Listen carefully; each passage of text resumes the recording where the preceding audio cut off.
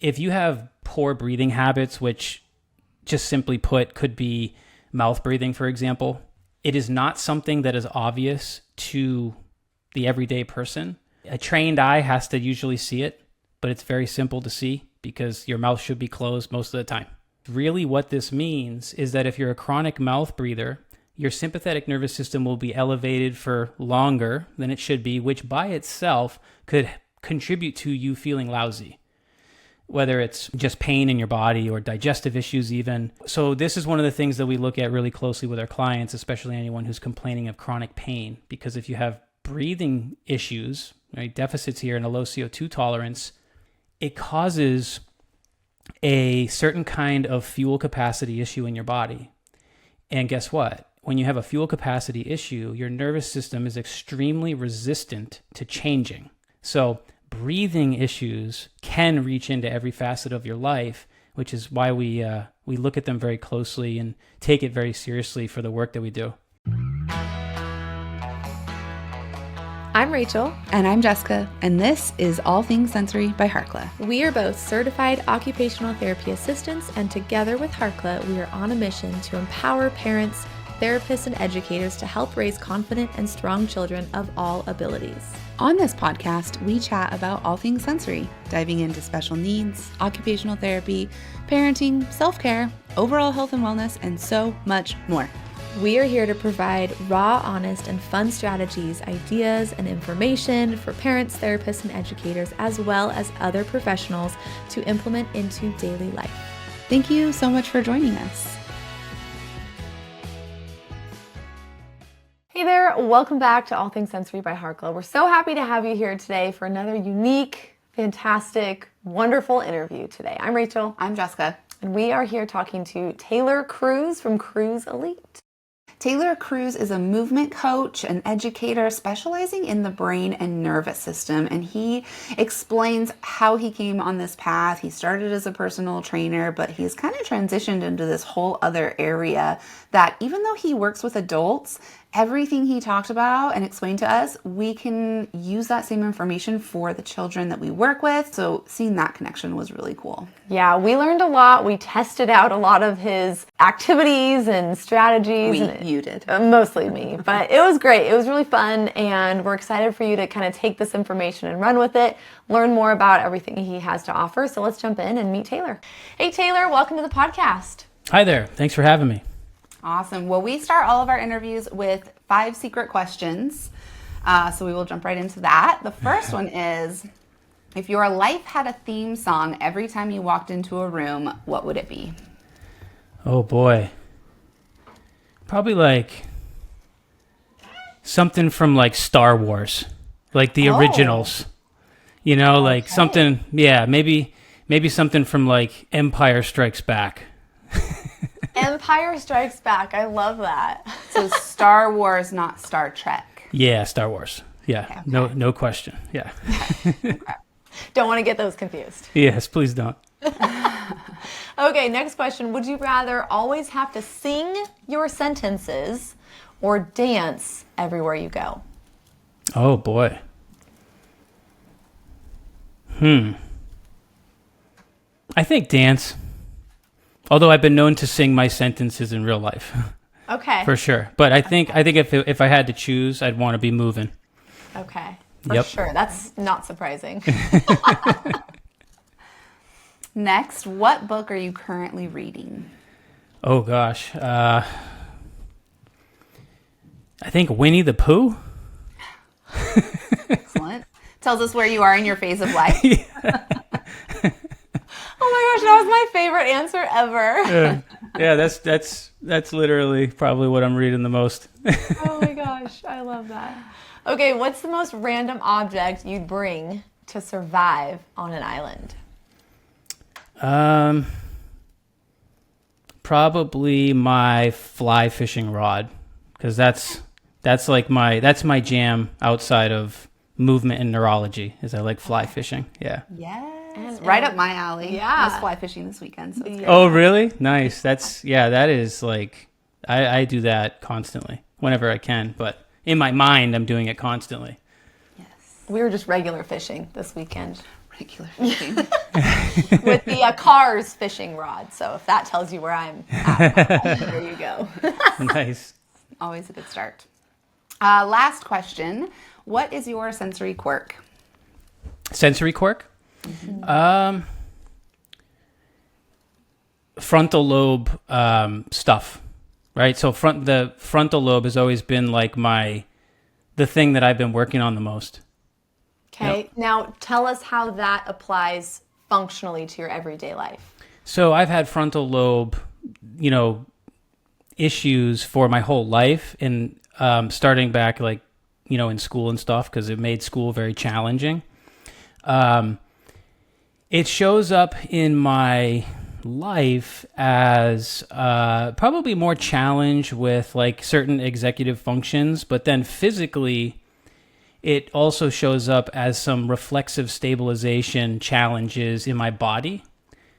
And so it kind of goes into the weeds in the neurology of that, but it shows up as a stability issue. Okay. Yeah. Okay. So jumping in, you've got to tell us and all of our listeners who you are, what you do, why you do it. You have a really fascinating niche, and I found you on Instagram, and I'm just like, what on earth? This is the coolest thing. So just break it down. What do you do day in and day out? Sure. My name's Taylor, and I run a business called Cruz Elite with my wife, Alicia, and we've been doing this a while. So I've been a movement and movement educator for the last 20 years, which really is kind of just a fancy way to say personal trainer. But kind of the evolution of me and my career, it all started back as just doing general personal training. And all my clients, I remember this very vividly right out of college, all of my clients were in pain, and I wasn't prepared for that in the least bit. So kind of through this experience of having a lot of clients that were all in pain and not really knowing what to do, it just pushed me into a continuing education journey. And so I tried all sorts of stuff, learned all sorts of different methods, and it led to the evolution of what is Cruz Elite today. And about 15 years ago, I was introduced to the neurology, applied neurology, and how you can blend it, kind of like this brain-based approach to regular, traditional fitness. And that for me was the game changer, right? It really changed everything. It was a big paradigm shift because I finally was able to understand the person in front of me and their unique nervous system and how they were presenting maybe the same complaint to me in terms of their mobility restriction or the pain that they were feeling. But looking through this neurocentric lens, I eventually learned that everybody is different, even if they're telling you the same body part hurts. And that's what led to all of this. And it literally is the thing that kept me in this profession, because I got very bored as a personal trainer. It's like bicep curls, tricep extensions, where does this go? How do I help my clients? So being introduced to applied neuro was really everything. And it's kept me here, and it's kept me excited 15 years later. And so in addition to helping the general population learn how to move through the world better and with less pain, I have now, transitioned into educating movement professionals, health and movement professionals. And so I teach 2 online applied neurology courses that help health and movement professionals integrate these really cool tools into their practice. Cool. Now, what do you mean when you say applied neurology? So for the type of work that I do, because this is not like clinical rehabilitation, right? So what I end up doing, the way that I work with an individual, is I have a whole battery of assessments that I might use to learn about that person's brain and nervous system and their current, state of function. And what we do is we try to figure out, based on patterns that we might be seeing or differences in function from one side of the body to the other, anything like that. And we reach into our toolbox of all of these neat things that we do, and we try to find the right stimulus to apply to the person's nervous system, and then we immediately reassess their outcome of that, which is their function, or whatever it is that we're trying to get better at. If it's decreasing pain, walking better, having a certain range of motion. The idea is that you apply a stimulus, and the stimulus can be so many different things because as humans, we have so many different sensory systems. So we understand those sensory systems, and we know what tools activate those sensory systems. And even deeper than that, we know what pathways to activate in order to get to certain brain structures. So the applied stimulus part is kind of the fun detective work that we do, where we try to find the right stimulus that provides the person an immediate outcome that's positive, depending on what our goal is. Can you give us an example? Yeah. So let's say our listeners are wanting to touch their toes. Okay, so bend over and touch that. Okay.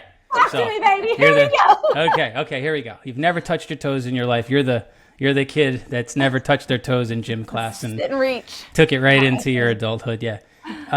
So let's say the goal is the forward folding motion. We have to find an applied stimulus that might be able to help you with the forward fold. So we break that down a little bit in our thinking, and we go, okay, what is a forward fold? So it's a total body flexion activity. Okay.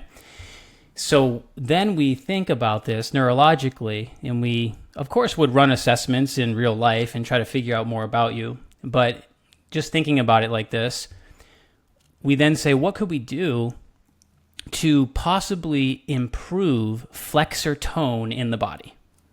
All right. And so if you know applied neurology and you're, getting good at your pathways and learning these structures like we teach our students, you already will have a bunch of ideas based on that movement pattern goal of wanting to improve flexion. So here's an example.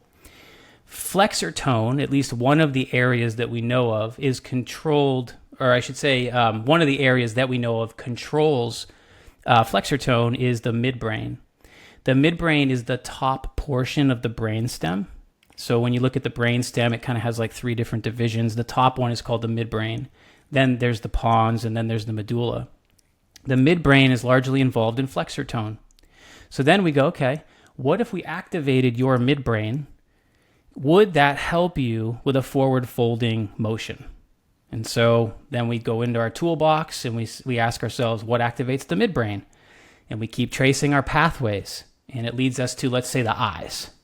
So there's a cranial nerve it's cranial nerve 3, the trochlear nerve. Let's back up slightly. So we could potentially activate 2 different cranial nerves for this goal of flexor tone. Okay, so we could potentially activate cranial nerves 3 and 4.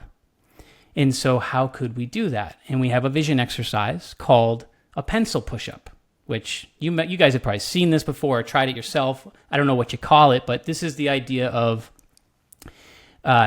training your skill of convergence, which is the eyes tracking a target in towards your face. So your eyeballs are moving inward and a little bit down if we're going to activate cranial nerves 3 and 4. So imagine you take your index finger and you look at it and you follow it in towards the tip of your nose. Your eyes are going to follow it, okay, until it can't anymore. And then you're going to follow it back out. Now, the following back out part's a different nerve, but that's okay right now. We're focusing on the following it in. So that would be a possibility, right, is activating cranial nerves 3 and 4 because they originate at the top of the brainstem in that area called the midbrain. So we're activating the midbrain kind of indirectly, if you will, to potentially have a effect on your flexor tone. So we would do an assessment. Bend over, touch your toes. Okay, you're 6 inches from the floor, right? That kind of thing. Okay. And yep, and so you'd kind of like get that like motion warmed up so that you know where you live in the moment with it. How does it feel? And then you would try some pencil push-ups, right? And you're following it in, you're following it out, and you might do 3 to 5 of these. Nice and slow, just kind of doing the tracking, breathing, relaxing, long spine, all that stuff. And then after 3 or 4 or 5 reps, you would retest. Okay, and you would see, did this applied stimulus improve my forward fold? Okay. Yeah, a little bit. A little bit? You need to do a little bit more, A though. little more.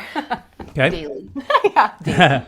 And so that would be, how would we would approach it, right? And so if that was a thumbs up, right, the nervous system, if you improve a little bit, your nervous system's giving you the thumbs up and it's saying, hey, good stimulus for this potential goal.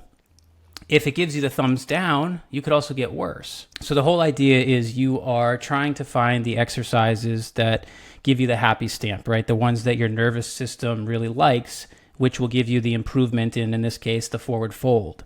You can also get worse, right? So that's a possibility. So this really is all dependent on how the brain and nervous system is perceiving the input. So what we like to do for any kind of goal is find high payoff drills that are improving whatever it is that you're trying to get better at. Yeah. Okay. Yeah. So it's the best of both worlds, personal training, fitness, but targeting the nervous system simultaneously. Yes. Yeah, because we don't leave out like the training part, right? Yeah. We're always training these structures, but we're also doing things that look a little bit more like traditional fitness, right? We're trying to improve our strength, we're trying to improve our stability, we're strength training, we're doing all sorts of stuff, but we're kind of running everything through this neurocentric filter to try to, at times, make things more specific for our body and our brain's needs. I love that. I think that's what initially was so fascinating to me is we do a lot of ocular motor work. Yeah. Address a lot of the ocular motor skills, the nervous system, the vagus nerve, and I think being able to apply that to, our caseload, which is kids who often have disabilities, sensory challenges, retained primitive reflexes. And so I think it's really fascinating to be able to come at it from a lens of like the midbrain or the pons or, and targeting. I'm just curious the connection between these applied stimuli, does that make sense? And the reflexes as well. And like really targeting the reflexes from an ocular motor standpoint. Whereas for me, it's ocular motor, but I know it's all of the cranial nerves as well. But that's why my head's going. That's why I asked you to come on my podcast. I know. We're gonna break it down. It's just I got here first, even though I asked you first. I know. All right. Well, let's jump in and let's talk a little bit about just some things with the ocular motor system. Like, what are some functional challenges we might see with individuals? You work with mostly adults, but individuals who are having ocular motor challenges or visual challenges. Okay, so a lot of people don't suspect that they would have any kind of vision issue because it has to be rather serious in order for it to feel like it's reaching into every facet of your life. And that can happen, right? You could have some kind of vision issue that was causing you a lot of excess tension in your back and in your neck. And you could have a lot of visual fatigue, right? Some people don't realize that the main source of their fatigue is actually a fatigued visual system. So sometimes that can be the case. You can have, as you guys know, different imbalances with your eye muscles, for example. And this kind of thing, the individual doesn't necessarily know about. So this is usually something that has to be either observed by somebody or a professional. But you could experience, some level of that would give you, a tip that something's wrong. It's just that your eyes work so reflexively that your brain is just an amazing compensator. So you can have a visual issue and not know it. Like me growing up, as a student athlete, I had a hard time in the classroom. It made learning difficult because I had visual challenges, and it made certain sports really difficult for me too. Now, that manifested in my body in a much different way than a problem with my eyes, according to me. In fact, it was more like I had pain in my body, right? I had a lot of chronic injuries and kind of, I guess, mysterious pain in my body because I wasn't necessarily having a lot of injury events, but I was experiencing a lot of chronic pain. And like early on in this episode, when I talked about having like frontal lobe issues since I was younger, I think that probably one of the main places that those frontal lobe issues came from was my visual system. And I became one of those people that had a lot of visual fatigue. And I still have visual fatigue, and that's kind of an indicator for me, right? So I recognize that now because I know that, how my body responds, and that tells me, okay, it's time to do some stuff, right? It's time to reset and take care of my body. Can you give us a quick visual screening that our listeners could do really quick? Like our saccades, we do our saccades assessment really quick. Do you have any go-tos that someone could be like, let's just see how my so in order to know what your eyes are really doing, you have to take a video. So if our listeners want to set up their phone, this is what I have our students do. And you can set it up on a stable surface, a tripod or a shelf or something, and you want to get as close to the camera as you can. And you can evaluate what your eyes look like in the video afterward. And it's kind of cool because you can skim and slow it down if you want. And you might be able to see little nuances, because what the eyes do, as you guys know, is like the fine motor control of the eyeball is like wild. And it's hard to see these dysfunctions sometimes if you're not trained to see it.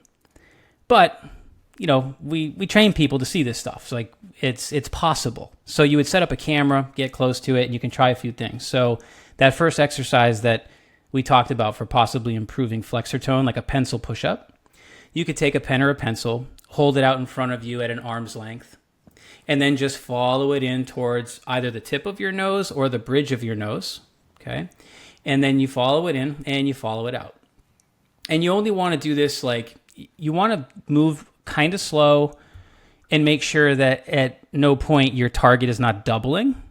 Because if you go really close to the tip of your nose and you don't have that convergence skill dialed in, you might start to see that your target splits, and that's an indication that you've gone too far.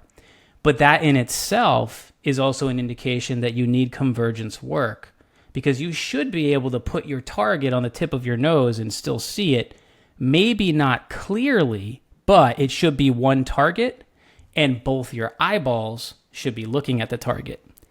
And then you would follow it back out. Now, when you replay your video, what some people are going to see, and it's kind of amazing how many people this will happen to, you'll be following your target in, and all of a sudden, one eye will just go boing, and it'll just leave. And that is a convergence issue. Your brain is saying, whoa, it's way too hard to go in any closer. Why would I try to waste energy keeping both eyes on this target? And I don't really have the conditioning of these muscles over here to do that, maybe because of prior injury or the way I have my lifestyle set up. I'm staring at a phone.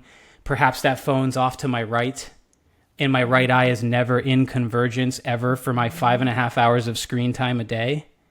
Now I have a deconditioned medial rectus muscle on my right that doesn't want to easily converge. And we would see that with that right eye kind of bugging out. So you would do 3, 4, 5 reps, and you can evaluate the quality of your convergence, but also your divergence, which is following the target out, right? So that would be a good one to do. Awesome. And usually I pick that one because usually when it's not working optimally, it's very obvious and kind of trippy. It's like, whoa, what is my eye doing right there? That doesn't look right.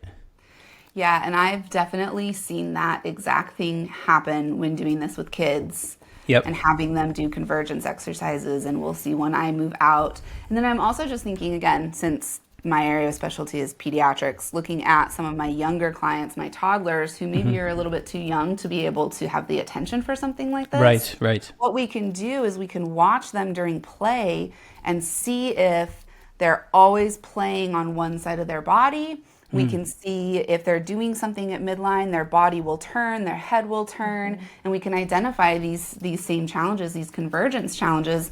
And I think it's one of the reasons why we have so many goals for our clients to bring hands to midline, use both sides of the body, because of this exact challenge. That makes a lot of sense. Yeah. Yeah, and we'll get kids who are, sometimes misdiagnosed with things like ADHD. Yeah, that was me in school. Yeah, see, Yeah. there you go. And a lot of it is because your eye muscles aren't working in coordinated ways, and you're compensating. And, you mentioned the fact that playing sports, you had these random injuries. That was me. I played softball, and, a lot of visual things are required for that. But I would have like shin splints, my hip flexors would be weird. And as you were saying that, I was like, oh my word. And my eyes have always been a little bit more on the sensitive side. My whole body's a little bit more on the sensitive side, let's be real. But it's just so fascinating to think that, wow, if we could target some of these activities for all kids, especially athletes too, but all kids, how many injuries could be potentially avoided down the road too? Totally. By the way, if you had said your whole body was sensitive before we did the pencil push-ups, I wouldn't have chose that. Yeah, I definitely messed with me. I know that already. Yeah, but that's the part of the detective work, right? Because we would have done a history, right? And then we would have learned some things about you, and then I would have been like, well, in theory, activating your midbrain would be a good idea because of increasing flexor tone. However, when you look at the neurology of activating the midbrain is where the sympathetic nervous system begins. So perhaps I wouldn't want to elevate your sympathetic tone if you're already elevated. Yeah. Right? So that all that stuff plays into it. So then we would select a different tool and go after a different portion of your neurology in some way to see if we could get the outcome that we were looking for. Yeah, that's good. Okay, so that was I got off on a tangent. You were asking me something different. I don't even know what we were asking you, but it's fascinating because really all of this to say is that it's all connected, and I think that there's a lot of detective work even with our pediatric clients of, okay, our client is coming to us with ADHD, but have we assessed their eyes? Have we assessed all of these different components, their nervous system? Are they in that fight or flight state? Even not just ADHD, but handwriting, reading challenges. We get, that's one of the areas that OT is known for is, handwriting. And we're so often, I think, we're not looking at those underlying components. We're just, all right, we need to sit down, we need to practice, but there's so many other things we need to address first. Very cool. Yeah. Okay, let's talk a little bit about the vestibular system. This is one that is just so fascinating to us. We love it. Talk to us about some of the vestibular symptoms you might notice in your clients who are struggling with pain. Okay, so my my adult clients will often they'll often tell me a lot of different things. It goes beyond just what everybody thinks, vertigo, right? Everybody thinks, okay, vestibular system, vertigo, that's the only thing that can go wrong. And there's a lot, actually, that the vestibular system is at play with so many different things because it's potentially our most important system for posture and helping us stay upright against gravity, but also understanding which way is up and which way we're going in regard to movement.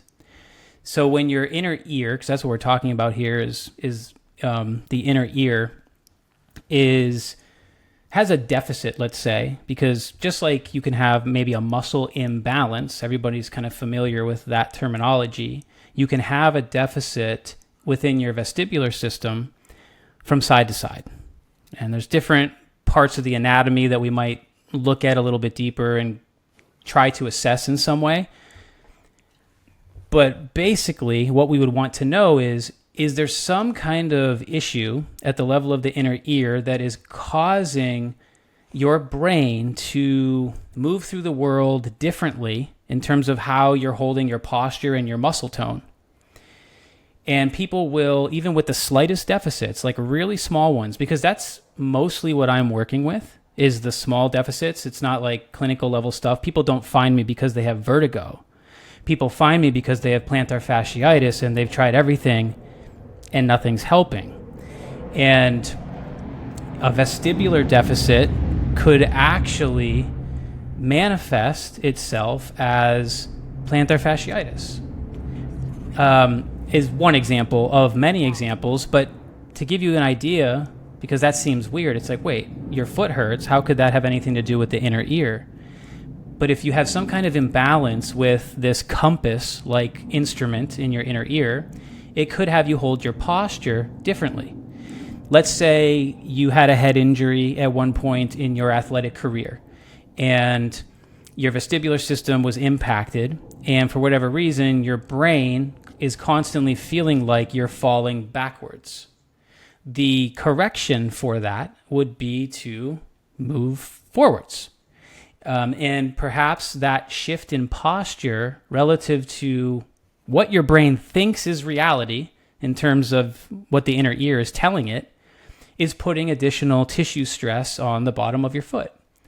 So that's one example of how you could see a postural issue and something kind of common like a plantar fasciitis or bilaterally tight calves or bilateral hamstring, chronic hamstring tension, back pain, neck pain. A lot of times these things show up in the midline of the body.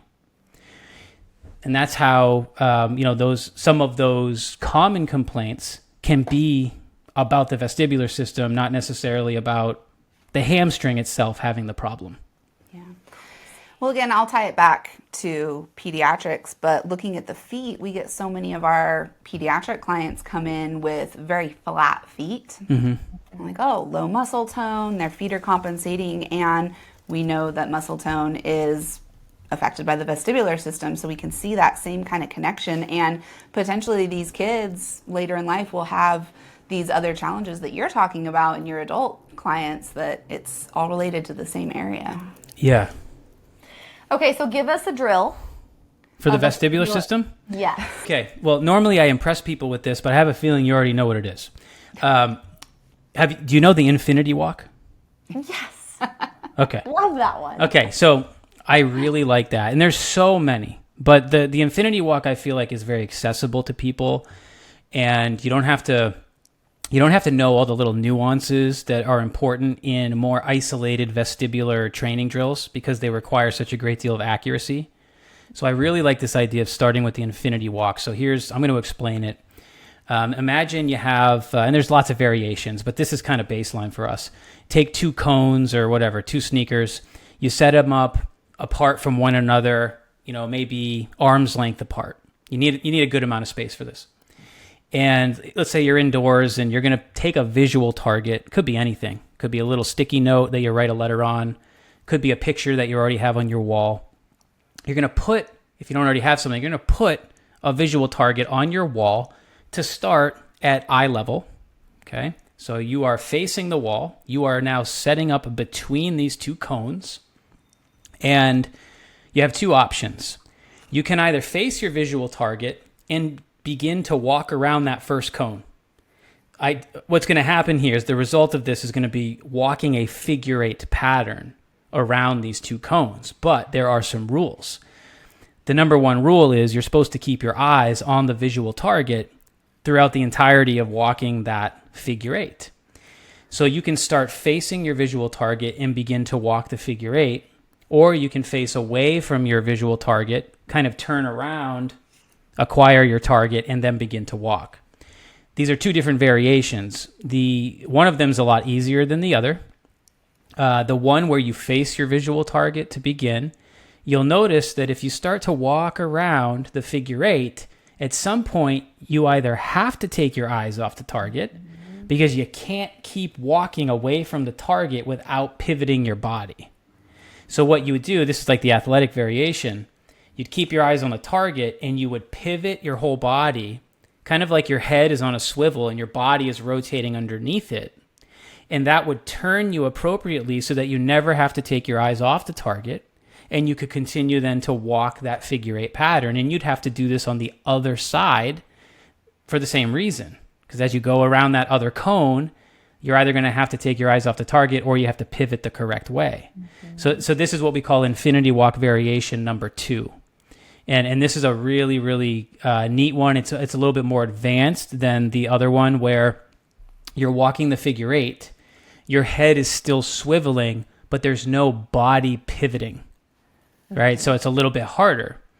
So this is a wonderful drill because it activates all the different kinds, all the different anatomy within the vestibular system. So, and you can get creative with this because where you put your visual target can also help you do different things with, for example, like semicircular canals. Because with your inner ear, the semicircular canals, part of its anatomy, is responsive to accelerations in head and neck motion in all these different directions. So if we put the visual target high on the wall, you are now in cervical extension, activating the posterior canals. If you put it low and you're looking down more to the floor, you're now activating your anterior canals more. And it depends on what you want to do. And see, in the work that we do, we're trying to be specific. We're going to do that for certain reasons. In a general training environment, it might not be so specific. We might just be trying to cover exposure and get people to do these different things because it's healthy. But imagine changing the visual target and then walking that figure eight. It gets a lot harder.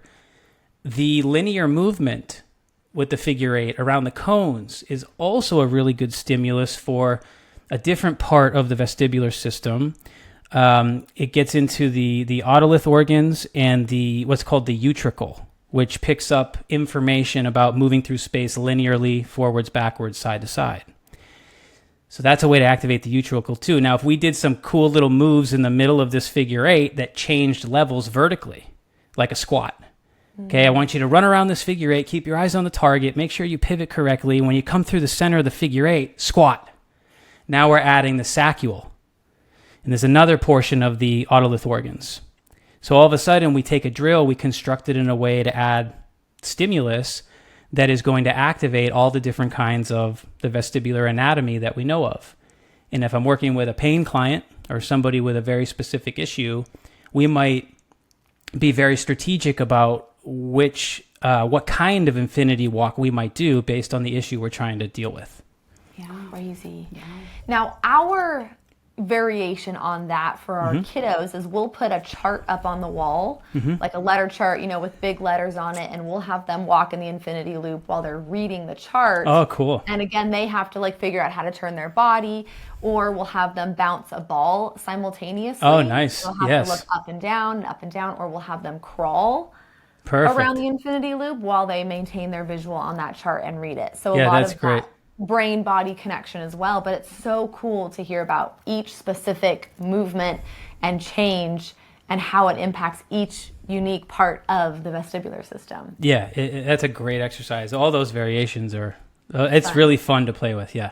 Yeah. Well, and I like talking about this too because your area of specialty is adults, ours is pediatrics, but we can still see so many things that are the same, so many similar challenges, and using the same types of activities and exercises in children and adults. Because we get that question a lot with primitive reflexes. We'll have adults say, okay, this is great for our kids, but what about us adults? And it's like, still going to do almost the same. We're going to do a lot of the same stuff. We might change a couple things here and there, but our brains, our bodies, our nervous system, they're still the same. That's really what attracted me to your Instagram page.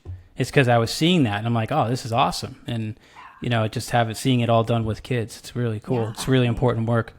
Yeah. Okay, one question I had was, what's an everyday habit that most people have that they don't realize is quietly stressing out their nervous system? I'm so curious. I already know my answer to that, but I'm curious what his answer to that is. Yeah, I have probably a couple, but I think, vision's going to be up there because obviously, right, it's unideal how much screen time most of us are getting. I think I'm going to go with breathing though, just because if you have poor breathing habits, which just simply put could be mouth breathing, for example, just being a chronic mouth breather, it is not something that is obvious to the everyday person.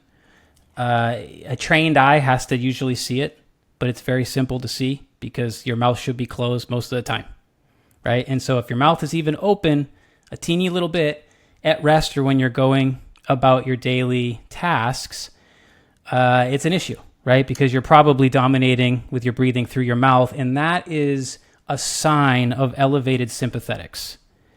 And it's not that elevated sympathetics are the bad guy, because we have a sympathetic nervous system for a reason, but we don't want it to be elevated chronically all day long and all night. And what happens when you're mouth breathing is it will throw off the chemistry of your body and the exchange of oxygen and CO2, leading to something that we would generally call a low CO2 tolerance.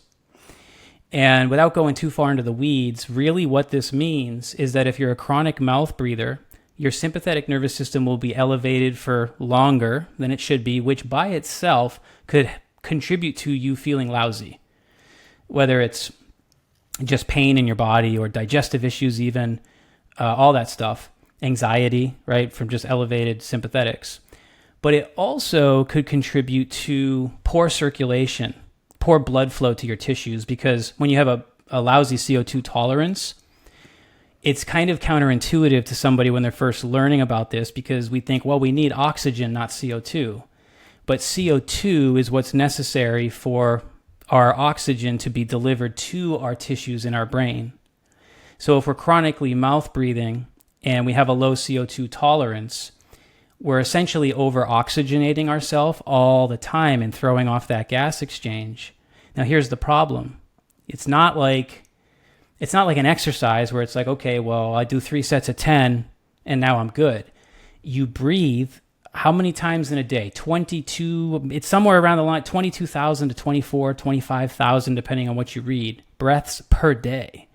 So if those are dysfunctional, you're driving a lot of sympathetic activity for a very long time, and you're probably doing it in your sleep too. Oh, 100%. Yeah. So this is one of the things that we look at really closely with our clients, especially anyone who's complaining of chronic pain, because if you have breathing issues, right, deficits here and a low CO2 tolerance, it causes a certain kind of fuel capacity issue in your body. And guess what? When you have a fuel capacity issue, your nervous system is extremely resistant to changing. So this is kind of something we have to screen very carefully at first when we're working with somebody new, because I can do all the cool neuro drills that I know of, and they might even be the right drills. But if you have a fuel capacity issue because you're a lousy breather, I can't compete with 25,000 lousy breaths, right? And so then that fuel issue ends up backfiring the whole process, and your nervous system in your brain basically calculates that you don't have enough energy for the demand that is being placed on the system with new training. Because when we make somebody better, right, when we do something that improves performance, it's very energy expensive. And your nervous system's calculating this all the time. So breathing issues can reach into every facet of your life, which is why we look at them very closely and take it very seriously for the work that we do. And what is one thing that you do to help with that with your clients? Okay, so there's a whole thing called CO2 tolerance training, and you can go very deep into this. But simply put, there's a few different common things that we might start with. First thing is you need some kind of assessment. If you want to take this seriously, you want to be marking progress as you go. There's several that I like. One of the rather easy ones to use is called the BOLT score. And basically what you do at rest, seated or standing, I'd probably do both. You just breathe normally for a minute. And after a normal feeling exhale, you hold your breath and you pinch your nose, like that. And what you're doing is you are counting. So you have a timer. You're counting how many seconds go by before you start to feel that gentle urge of what we call air hunger. So when you feel air hunger, it's like you're underwater and it's time to come up and breathe. When you feel that air hunger, it's because the chemoreceptors at the brainstem level are starting to get very sensitized from the subtle increase in CO2 that's building up while you're not breathing. And your CO2 tolerance is the tolerance at which your body signals you to breathe once you feel that sensation. So you're counting to see, okay, when do I feel that sensation? And then you stop your timer and the assessment is over. It's not supposed to be intense. It's actually, you're stopping the timer when it's kind of mild, because you don't want to drive this into I'm seeing stars because I'm pushing myself an extra 10 seconds. It's very mild. And that number of seconds is your score. And so a 20 seconds or less suggests that you need a lot of work with CO2 tolerance. 20 seconds? Yep. Just the thought of that makes me I know. Freak out. I know. It's so, if I saw 20 seconds, I wouldn't be concerned. I'd be like, okay, let's train this. What you're generally going to see is that people with really low CO2 tolerance are going to have scores of 7 seconds, 10 seconds, 12 seconds. That right there is full stop. We're not doing anything except breathing right now. 20 seconds, no big deal. We can improve this, but we don't have to rush into it necessarily. So then someone has a 7. Mm-hmm. Are you just working on breathing exercises? Yeah, I'm trying to do, it all depends on the person and the goal, right? When people come to you, there's you have to respect the wishes of the client to some degree, sure. Right? They're showing up with knee pain. You better do something with their knee. Even if you think it's their inner ear and their low CO2 tolerance and their cranial nerve 3 and whatever it might be, right? Yeah. So I'm trying to work in a way that, makes the client feel like we're working on their issue locally to some degree. And that might be good. We might find some local things that can help them.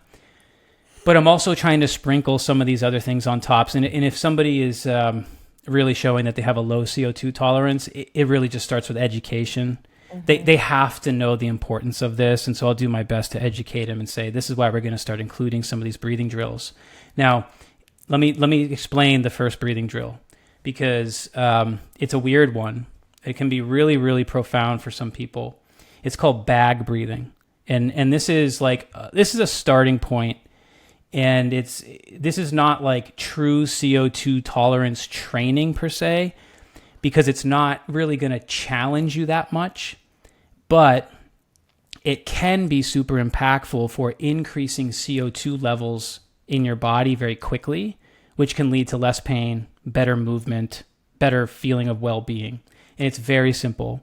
You just take a bag, a 1 gallon paper bag, or even plastic bag if you're not opposed to that. Some people don't want to do that. And some people will feel claustrophobic, in which case you can use a paper bag and that kind of thing. And all you do is you take the bag, you put it around your mouth and your nose. Already seems bizarre. And you start breathing nice and easy into this bag through your nose, in through the nose, out through the nose. And you can seal it completely, or you can hold it a few inches away from your face, depending on how you feel about being kind of enclosed in the bag. And you're going to breathe in the bag nice and slow. You don't want this to be fast, because it will defeat the purpose of what we're trying to do, which is increase CO2. So you don't want to be hyperventilating into the bag. So it's just, call it, in through the nose for 3 seconds, maybe out through the nose for 5 seconds or 6 seconds or something like that. And you'll do that until you feel the slightest sensation of air hunger. Nothing wildly intense, just pull it away. And then recover your breathing through your nose. Because at that point, your heart rate will probably elevate. You'll feel that sensation of air hunger, and you just want to stay cool. And that moment there where you're trying to stay cool is part of the CO2 tolerance training piece. And once you fully recover, generally I would have people do another bout. And so after about 2 bouts of this, which each one could last anywhere from 20 to 40 seconds in terms of breathing into the bag, and then afterwards you want to retest immediately. So maybe you're walking, maybe you're testing pain levels, maybe you're testing range of motion, or whatever skill that you are focused on. And that is a really easy entry point. I'm not going to say it's the perfect one for everybody, because if your CO2 tolerance is so bad that your chemoreceptors get really freaked out about the change in CO2 levels, that might be a little too intense. Mm-hmm. In which case we would shift you to something else, maybe something we call straw breathing, where you're inhaling through your nose again for maybe 3 seconds, and then through the straw, which feels like pursed lips, you're exhaling through the straw for, let's say, 6 or 7 seconds. And eventually someone who actually has a low CO2 tolerance will probably still feel mild air hunger, with an exercise like that, just because they've been forced to slow their breathing down and it's given them a little feedback. So that can be a starting point, and you might do that for 2 minutes or something. Okay. Yeah. Okay, real quick, what are your thoughts on tongue ties? Because we're talking about these, Okay, so I don't have a ton of experience with tongue ties because, again, like people aren't finding me and saying, like, for me to find out someone even has a tongue tie usually requires me to work with an individual for long enough that then all my clients do the same thing at some point. They go, oh, I like what this guy's doing, and I better tell him everything weird about me because he seems to have an idea. So got an idea for all the weird quirks. Yeah. So that wouldn't come out like right away. Yeah. So I've had a couple clients in the past with tongue ties. Now, from my experience anyway, it's been different based on the individual and the severity of it and how it's affecting the movement of their tongue. Because I do teach quite a few tongue exercises. There's very specific reasons why we might want to move the tongue. A lot of those reasons are based on activating a person's brainstem or an area of the cortex called the insula. There's a lot that goes into, why you might want to do that, but that's why the tongue for me is a tool. So if someone has a tongue tie, it can show up as, well, think about this, right? If you have knee pain and you're no longer able to walk the same amount or squat like you used to or sit a certain way, and this is happening to you all day long for several years, that creates an input problem. And now your brain is receiving less input or altered input based on what was normal for you before. But tongue tie is kind of similar to that, where you might have an input issue based on the way that your tongue is not able to move. And so that could manifest itself in a lot of different things. Posturally, it could be, having weak tongue muscles is actually very unideal for a lot of reasons, particularly for stability ones. Usually if you have weak tongue muscles, you're going to see like jaw issues, like deep neck flexor issues, just in general, midline stability problems, because the tongue has a very specific resting, physiological place that creates ideal posture and balance. So it really depends on the individual. In my experience, and some will be rather restricted and others aren't that bad. Yeah. For sure. Yeah. Okay, you got to give me a tongue exercise. All right, so I'm visual. You got to show me. I'm hands-on here. Yeah, so hey, let's see if this one improves your forward bend. Okay. Okay. You won't send me into fight or flight, right? Well, I don't know, but here's why we might do that. So going back to the brainstem, midbrain at the top, pons in the middle, medulla at the bottom. A lot of the cranial nerves that we would be activating with this tongue exercise we're about to do originate at the level of the medulla. And when you look at the kind of muscle synergy responsibilities of the brainstem, the medulla is heavily involved in flexor activities, just like we said the midbrain was. It's also somewhat involved in inhibiting extension. So if we wanted to do something like improve toe touch, maybe this would be a tool for that. So tongue circles is a pretty good one. It's really simple. You can do it sitting. You just want to be in nice posture, like a long spine. And all you do is you close your lips together. You take your tongue and you basically find the inside of your lips and you start to draw a circle. All right, so you're doing a circle around your lips and you're trying to maintain good posture as you do this. Try not to build tension in your neck or jaw, and try not to allow your jaw to move side to side. If you need to, you can put my jaw was moving. Yeah, it wants to get involved. Yeah, you can take your index finger, place it on your chin. That'll give you some feedback to keep it still. And you're going to do, let's say, 10 tongue circles, okay? And you might feel a little fatigue in the muscles too. I can't get it up. My tongue's very tight and hard. Oh, I see. Okay, so you might feel some areas where it's going to be challenging. You just do the best you can and try to get aware of that part. Does it matter which direction you go? It does, yeah.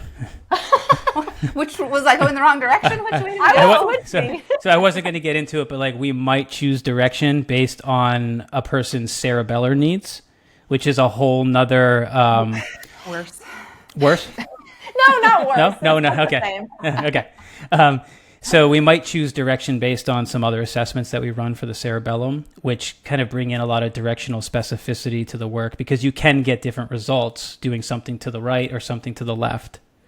Yeah. Yeah. That's But it's a neat exercise, and it's quite useful for brainstem activation. So in my world, if I'm working on mobility problems or trying to help people become more stable, because a lot of the issues that I will deal with adults is come from midline stability issues, and the brainstem is highly involved in a lot of the reflexive things that we do, from breathing to regulating blood pressure and any kind of like autonomic function to reflexive stabilization of your muscles. So a stability issue in the fitness industry might be a problem with your hip, right, to the average person. And to me, it's a problem with your brainstem. And so that's why we might choose an exercise like that and then see if you're more stable as a result. Yeah. And I was just thinking from a reflex standpoint, if we were to have a child do a tongue exercise like that, their hands would probably be overflowing and like mimicking the same movement. So with their eyes. Same with, Yep. yeah, exactly. Searching, like, yep. Yep. Or if they're doing, we'll do like crumpling paper with one hand. They'll crumple the paper into a ball with one hand, and their other hand is going to be like mimicking that same motion, and their tongue will be following. Yep. Yeah, and adults will do that too. Adults will do it too when I assess. New motor task that your brain has to process. So we see the overflow when you're learning a new motor skill quite often. And ideally, that should go away once we have that. So we master it. Yeah. What's one thing that you would want our listeners to take away from this conversation, something that maybe they could, use with their clients, pediatrics, adults, right away? I think it's probably this idea of being able to assess the nervous system in the moment to understand whether or not what you're doing is having the outcome that you're looking for. It's something that I find myself teaching constantly everywhere I go in all of our content. We literally call it the immediate feedback assessment process. And really all it means is have some kind of assessment, whether that's a range of motion, that's usually where we start people, forward folding, extending through the back, rotating. It could even be a movement like squatting or lunging if you have some kind of strength issue you're trying to improve or mobility limitation. You really can use whatever you want, and make sure you do that first, and then start playing with the different exercises that you like. Whether you're learning it from me or from anybody, any exercise, once you do it for like on purpose and then assess and reassess, you're now practicing applied neurology, and you're wanting to know what the outcome is, and your nervous system will tell you. And that's why you have to assess after each input, because that will give you an idea of whether or not your brain is perceiving that input as a good one or a potentially threatening one. And so once you start to do this, it's just a really fun and exploratory thing, and kind of humbling at the same time, because a lot of our students will say, wow, I started applying your assessment process to all these things I've been doing for a long time that I thought were the right things for me, and they actually started making the issues that I want to solve worse. And so it's a big paradigm shift, and that's really the best way to describe it, because if you want to get better at something or decrease pain, you do have to know what the outcome is, because your nervous system is just monitoring these inputs every moment that goes by. And so the first step that we teach everybody is called threat reduction, called the threat reduction phase, where you're assessing and reassessing these exercises to see which ones are the ones that help you move better and feel better. And then you build a toolbox that we call the high payoff drill toolbox. And then the goal is to reach into that toolbox and practice your high payoffs enough throughout your day, right, that you can start to create some change within the nervous system. We talk about fueling and being properly fueled so that your nervous system can handle that. That is like the best thing that I can possibly teach anyone, I feel like, because it is so empowering to the individual. You don't necessarily have to guess anymore. Like, is this the right thing for me? I can now be my own authority on my body with this assessment process. Yeah. Awesome. Yeah, I think that's helpful to remember when working with any client is you have to know if what you're doing is working or if it's leading you in the opposite direction. For sure. Well, it was so great to officially meet you and to learn from you. I feel like my brain just wants to go down this rabbit hole. So I'm excited. Yeah, it's a good one. It's a good rabbit hole. It's awesome. Yeah, thank you so much. We will link all of your information in our show notes so that our listeners can follow you on Instagram, check out everything that you have to offer. I appreciate that. Thank you so much for having me on. Thank you. Of course. Thank you. Thank you so much for listening to All Things Sensory by Harkla.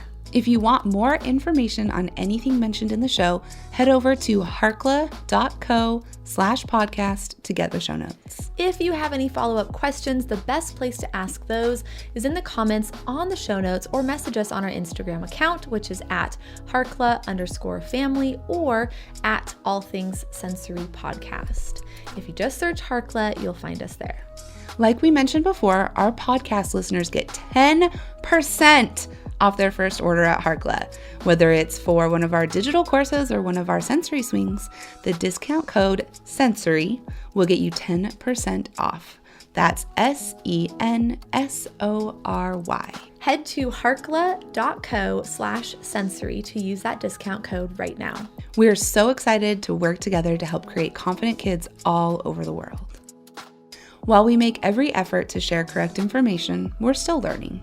We will double check all of our facts, but realize that medicine is a constantly changing science and art. One doctor or therapist may have a different way of doing things from another. We are simply presenting our views and opinions on how to address common sensory challenges, health-related difficulties, and what we have found to be beneficial that will be as evidence-based as possible. By listening to this podcast, you agree not to use this podcast as medical advice to treat any medical condition in either yourself or your child. Consult your child's pediatrician or therapist for any medical issues that he or she may be having. This entire disclaimer also applies to any guests or contributors to the podcast. Thanks so much for listening.